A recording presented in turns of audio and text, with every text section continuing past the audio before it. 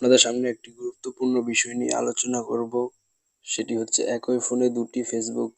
তো বন্ধুরা, কিভাবে একই ফোনে দুটি ফেসবুক ব্যবহার করবেন সেটি আজকে দেখিয়ে দিচ্ছি।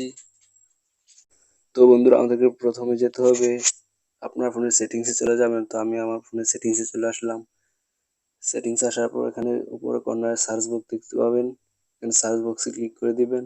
সার্চ বক্সে আসার পর এখানে লিখবেন DUAL ডুয়াল। তো আমার এখানে শো করতেছে, আপনার এখানে নাও শো করতে পারে। তো আপনি পুরোটা লিখবেন ডুয়াল মেসেঞ্জার। তো ডুয়াল মেসেঞ্জারে সরাসরি ক্লিক করে দিলাম। সরাসরি ক্লিক করার পর এখানে আবার লেখা আসছে ডুয়াল মেসেঞ্জার। তো ডুয়াল মেসেঞ্জার ক্লিক করে দিলাম।